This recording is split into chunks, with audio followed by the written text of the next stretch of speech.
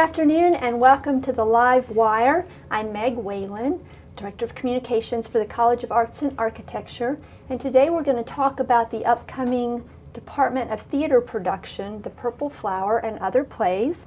I have with me today the Chair of the Theater Department, James Vesce, who is directing the production, and a senior theater major, Dylaney Edinger, who is in this production. And so they're going to talk to us a little bit about the concept. It's a pretty innovative and complex production. And so we're going to go through some of how it's being put together and then some of the themes and thoughts that are being, I guess, explored and confronted in these plays, which really do take on some serious and intense issues.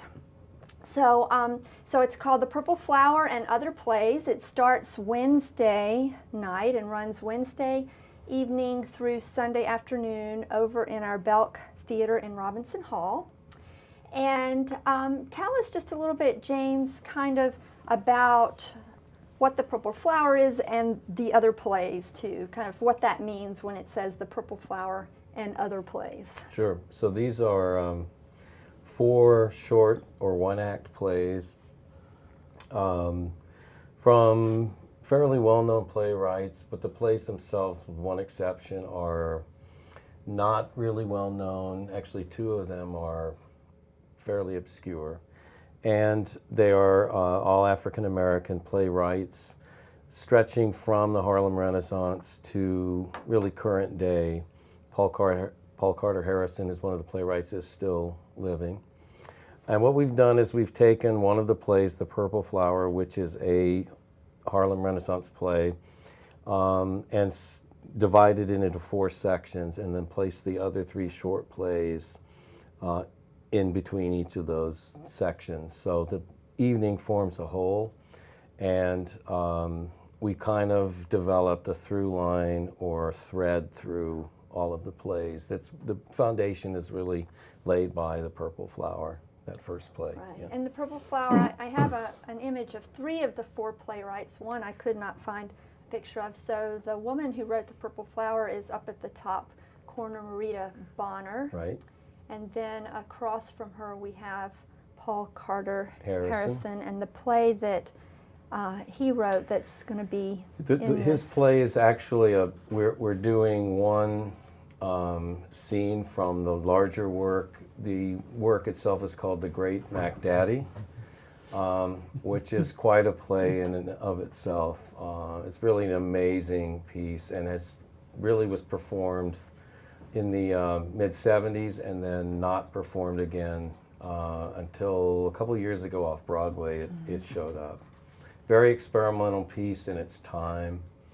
And then below that is Amiri Baraka, who in his early life went by the name of Leroy Jones, was a social activist, was kind of one of the leaders of the Black Arts movement in the 1960s. So he's a seminal kind of voice and figure in certainly African-American theater from the 60s on. So yeah, and he's probably the most famous of sure. the playwrights. Yeah. And then the 4th playwright is Cherry Jackson, another female playwright. So there are 2 men and 2 women, which is nice. And again, I didn't have a picture of her, but the play that she has written is, I think, the most important of the 4. It's sort of really the core of the evening. It's the longest of the 4. And it's called In the Master's House There Are Many Mansions. And it's a play written for 3 African-American men, 2 men in their 20s, and the 3rd character is older, probably twice their age. And that's the character that you play, right? Yeah, in the Master's House, Mr. Fuller, the mortician or so. The mortician.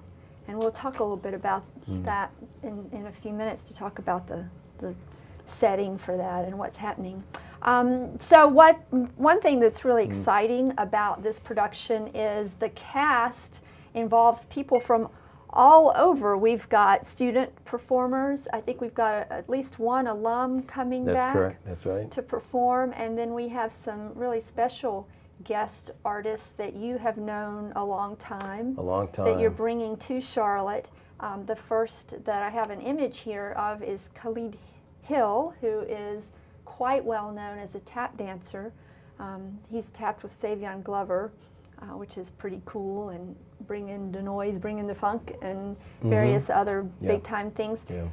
A couple of pictures of him. Tell me a little bit about him and how you know him and what he'll be doing as part of this production. Well, it's interesting because I was talking to Khalid the other day in preparation for his residency with us, and kind of realized on the phone that it had been 20 years since we had, almost to the month and week and day.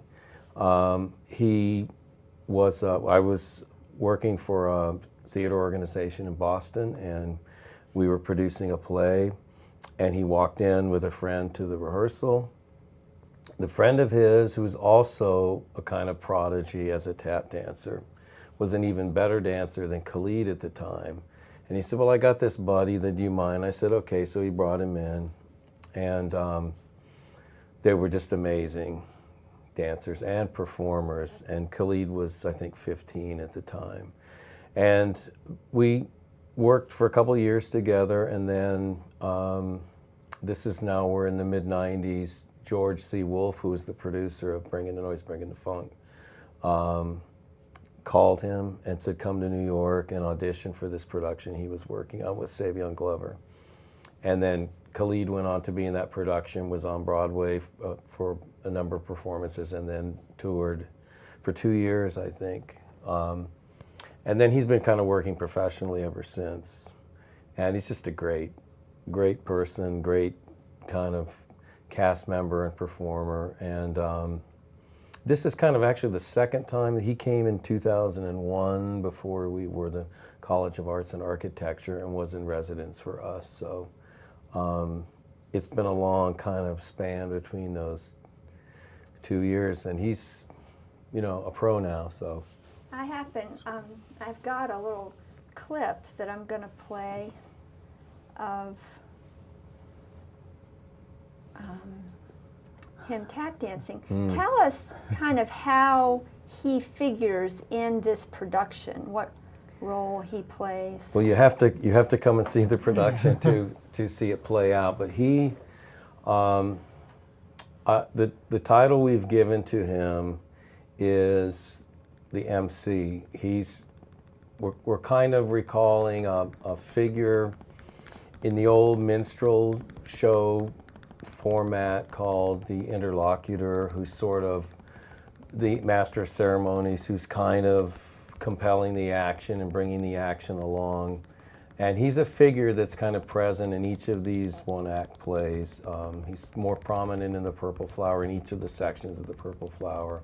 But he's sort of the spiritual force or the spiritual voice throughout the play. And he represents sort of the every person. I think his character in the Purple Flower, as I said, is the most predominant, and his name is Finest Blood, and Dylaney could probably speak better to, because he has a relationship with Dylaney's character that kind of flowers, pardon the pun, and later in the play. That's not bad. Yeah. Not bad. All right, let me stop this. And then we also have another guest performer. This is Ricardo Foster Jr. Ricardo I met probably a year later under similar circumstances. He and a friend just kind of came to auditions. We were actually, the production was The Wiz, and we were auditioning dancers, and he came in, and Khalid is clearly a kind of prodigy and tap specialist. Ricardo can pretty much do everything else. He's a great modern hip-hop dancer. He's done a lot of work professionally in music videos. He's an instructor now at a local college outside of Boston. And he's really an accomplished actor too. And so my relationship to Ricardo is actually a little bit longer than Khalid's, and Ricardo and I worked probably for about 5 years on various productions. And then I ran into him about 2 years ago in Harvard Square in Cambridge. It's outside of Boston. And I was sitting in the window of a Starbucks, and he walked by, and I knocked on the window, and there he was. And I said, and so we were really happy to see each other. And I said, one day, he said, anytime. And so when this production came to fruition, I knew that Khalid would be involved, and I thought that Ricardo could bring something to the process too. So his role is he's going to be one of the cast members of the Purple Flower, but again, dance as an expressive form of either protest or resistance is really important in this production, and I thought that he and Khalid could really bring that voice to the production. Yeah, that's great. And Yeah. I know his resume, I mean, he's choreographed for Jay-Z and Beyonce. Yeah, he's and done a lot of that. Wu-Tang videos, Yeah. and so it's pretty impressive. So I love the fact that you've brought in these other forms, music and dance, because that's not inherent to the script itself, right? These are elements that you have. Yeah, I think one of the important things to talk about is these are difficult plays conceptually. One of the plays that we've already talked about, In the Master's House, I've wrestled with for a long, long time. When I first read it, I said, I would love to do this play someday, but you need a kind of a long understanding of the context for that play. So all four of these pieces have their challenges conceptually, and I think dance is kind of one way of articulating that visually. And again, Dylaney will be able to speak to that, but the content of the plays, what they're suggesting or not suggesting or voicing in terms of the political or social circumstances that they bring to us, dance and movement and a kind of more exterior form of performance is really required, I think. And because they articulate largely an African American perspective, obviously the evolution of tap dancing and dance in general as a cultural form is integral to presenting. Yeah. So it's not just about the words, it's about the movement and the shape and kind of the force of the characters on stage. Yeah. Well, let's talk a little bit about the plays. I just have a few images from Harlem during the period of the Harlem Renaissance, and since The Purple Flower was written, I believe, 1927. 27. Mm-hmm. And is sort of representative of that movement and that period. I thought maybe you could just remind people what the Harlem Renaissance was. Well, I'm not a Harlem Renaissance historian, but obviously we associate probably one of the most, couple of the most famous names of the Renaissance, obviously Langston Hughes, the great poet, Zora Neale Hurston. It's a literary renaissance that really lasted in that decade and kind of came to an end right before the Great Depression.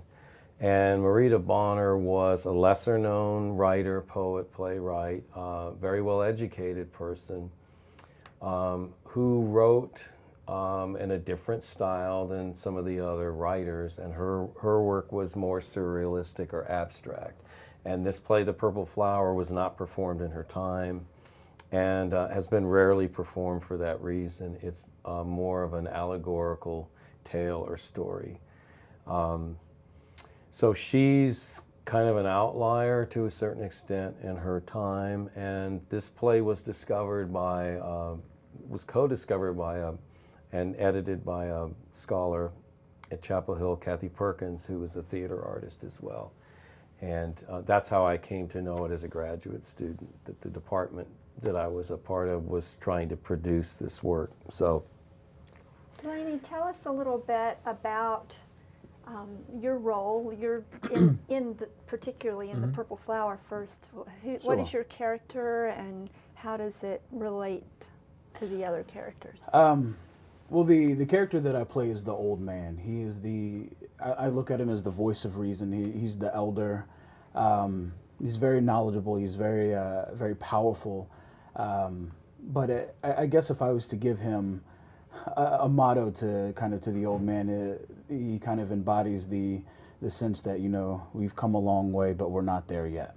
Mm-hmm. And I think that's something that he really preaches to some of the younger us as who are different characters.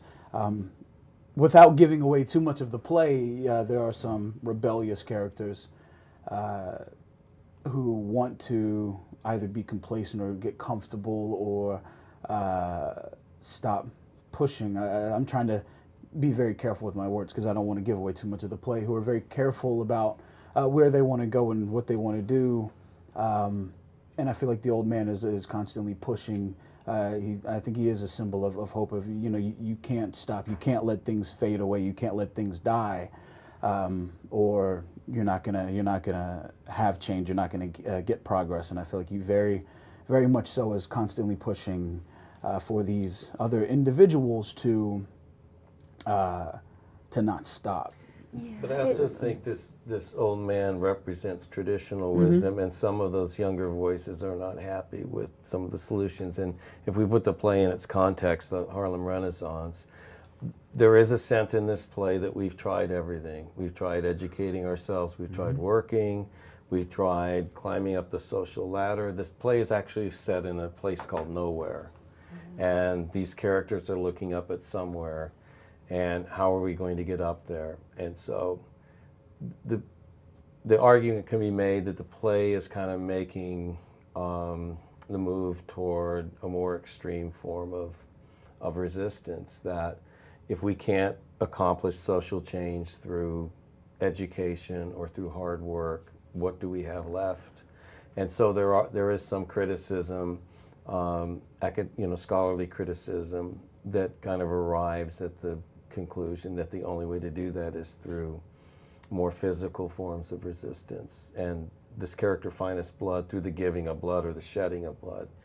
Now this is 1927. It's before the nonviolent civil rights movement. I wasn't sure if I should say that. If that was giving too much of the plot away, so that's why I was kind of dancing around that. That's all right. That's all right. I didn't want to give too much.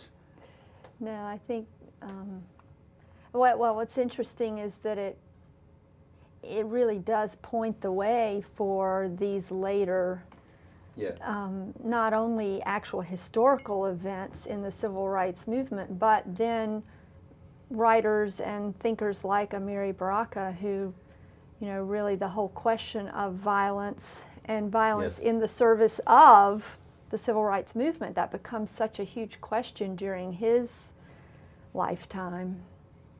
Yeah, and we're talking about those questions being raised for Baraka in the context of the 1960s. Right. And so he was a very vocal critic of social practice at that time. So there's that kind of distance between the 20s and the 60s when a certain degree of progress was made. But Baraka is, if you know his work, in this play, The Toilet, is actually his most famous play. It's a play called Dutchman. The Toilet is a kind of examination of violence in a different kind of context, and that play is probably one we shouldn't talk too much about because it is, the more you talk about it, the more you give away. Yeah. It's less of a metaphorical play, and it really is a play about a beating that takes place in a school and continues into the school bathroom, and why that's happening, and what the motivation of the students in the school, why they're even there in the first place. So it is kind of a small study of violence in our society. And I should say that's really one of the threads through all of these plays. And they're old, relatively speaking, but they are voicing some of the kind of cultural events that we've experienced over the last year and a half. And so we're kind of taking a look again at some of these social issues as they relate to violence, to police actions, to civilian actions, and kind of looking at them through these older lenses. Right. And I think it is important to say clearly that it does deal with some pretty rough stuff, and so it's not, it has tap dancing, but it's not a play for kids. It's not a play for kids, and there's clearly racially charged language in the production, Right. and that's something that we talked about as a group, as a cast, as a company, about how we were going to deal with that and what it meant, and that certain words, certain racially charged terms, certain kinds of profanity, the layering of the meaning for whoever's using them. So, Yeah. and I think that's kind of an unspoken. Clearly, the words are being spoken, but the use of that language is really important in these plays too. It's not the kind of language you would want to kind of edit out because it has a significance in terms Right. of what it's telling us about the characters and the narratives. Dylaney, tell us a little bit about the other piece of this that you are part of in My Master's House. There are many mansions. So you mentioned earlier you play the mortuary. The Undertaker. The Undertaker, yeah, there we go. The mortician was the word I was looking for. The Undertaker. So so if there's an Undertaker, it must be a funeral home? It is. It's a funeral home, 1976, San Francisco, Fillmore O'Farrell area, and you can look up that time period and kind of get a sense of community in the area as well. But like I said, without giving too much away, but the character I play is Mr. Fuller. He inherited the funeral home from his father, and man, there's so much in the Masters. Okay, so I guess one good way is that he is unaware of some of the events that happen, and there's a very big lesson to be learned out of what he is not aware of, and some of the action that takes place that's happening right in front of his eyes, and he's unable to see it. But it's really powerful stuff, especially once you start to notice. And then he has this paragraph at the end when he's talking about some of the action that has taken place. And this scene is, kind of references some other actions that's taken place between two particular characters. And then But I think you can say, because you're okay. afraid to. Yeah, because I didn't that want to give he's- too much away. So. A friend has come to pay his last respects to a childhood friend. He's traveled to San Francisco to pay respects, and this friend was shot by the police, and he was stealing out of a church. And so the circumstances are not completely clear, but that's the premise of that's how the play begins. So Fuller meets this character, Larry James Fletcher, who has traveled from Texas to pay respects to his friend, and that's really when the play begins. And I know Dylaney doesn't want to give too much of that away, but it's. I mean, but I guess one thing that I really want to say is that there are moments in the Master's House that are very powerful and speak to a lot of issues that have kind of resonated up until even present day. And I really encourage the audience who is going to come into this production to really focus and pay attention to the action that's happening on stage, because it's going to make you think. It's really going to get your mind turning and really start to thinking and start asking questions of, why is this happening? And even very, very simply just asking, why did this happen? Why? I mean, but it's something, a very simple action which can really invoke so many questions and thoughts that will start to raise. So when, I really, really ask the audience to come out and really pay attention to the Master's House, because there's some really powerful stuff between Tyrone and Fletcher that need to be have attention paid to. And like I said, I'm tiptoeing around some of the action because I really just, I don't want to give anything away, but it's very, very important. It's a really solid piece. We can say that Larry James Fletcher, who comes to discover something Yeah. in the process of paying his last respects. That's about as far as we can. I was just, well, I mean, what? That's okay. I'll encourage people to come and find out. Just very briefly, Dylaney, talk to us a little bit about what this process has been like for you to dig into these works and into these issues and into this history? Because you're a pretty young guy, and so a lot of these plays precede you in terms of they're not part of your living, and what they're, the incidents that they refer to, or the time frame, is not part of your lifetime, and yet there are these connections to things that are in your lifetime and part of your lifetime. Just tell me kind of how this has, affected you or made you think or helped you to understand things better. Well, just, in doing research for these plays, and I mean, even researching all of them, although even I'm only in 2 out of the 4, you start to get a sense of history and where things, the reason why things are today, the reason why I live where I'm at right now, why I can enjoy some of the, being able to sit here and do an interview with you, why that was possible. And you start to look at the history of, and seeing how events have happened that have evoked change and enabled, us to be sitting here today. But when I do research, initially as an actor, I would do research and try to dive into plays like I would any play. But once I started getting into the Purple Flower, and especially the Master's House, I start to kind of look at my, I kind of take a step back from everything and look at myself and how I could become a better person, through some of the issues and some of the things that people have gone through in some of these scenes.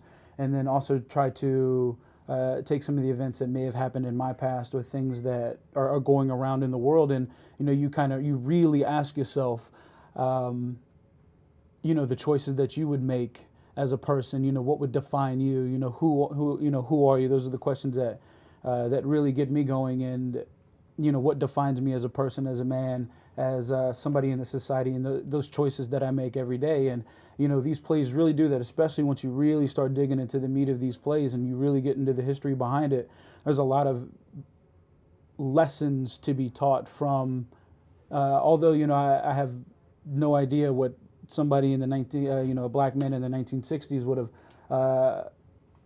have felt like, protesting, but there's a lot of very powerful stories, and when you read some of these stories, and James, one of the first rehearsals gave us some of these different readings to look over and to process, and actually I have in my book bag over there in my notebook, but and then you take the time to think about them, and then you start looking at things that are going around, a lot of the awful incidents that are happening today, and you think about the choices that you yourself could start to make, to start better, to become a better person, just to become a better you. So, wouldn't you say it's fair to say that plays raise more questions and probably provide answers? Yeah, but that's what.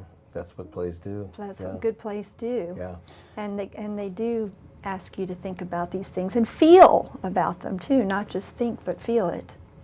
Mm-hmm. Yeah. So, well, we're almost out of time, but before we finish, the production is in the Belk Theater in Robinson Hall, but people are not going to come and just sit out in the house in the seats and look at the stage, right? That's correct. We're kind of turning the place upside down or inside out or backwards or whatever. Tell us about the staging of this production. Well, I think because the plays are very different, we wanted a presentation that could accommodate. Some of them are very intimate, some of them are a little bit bigger. So the play's on the stage, but the audience is on the stage as well, looking out into the house section, and we built a design. The set design actually sits, between the audience who's on the stage looking out in the house. The design is between the audience and the house itself. So I just labeled it a reverse presentation. I don't know where that came from, but we also have an orchestra and a kind of representation of the cross-section of really African-American music over the last century. So there's everything from blues to jazz to spoken word to hip-hop to R&B, everything in between. And that was one of the things we definitely wanted to accomplish, was that these voices constitute a spectrum of history, and we wanted the music to reflect that. So. Well, it sounds great. I Yeah. look forward to seeing it. Tickets are available on our website, arts.uncc.edu, or at the box office in Robinson Hall, Wednesday through Saturday nights at 7:30 and Sunday at 2 o'clock. Thank you for joining us for the Live Wire, and there'll be another broadcast at the same time next Thursday.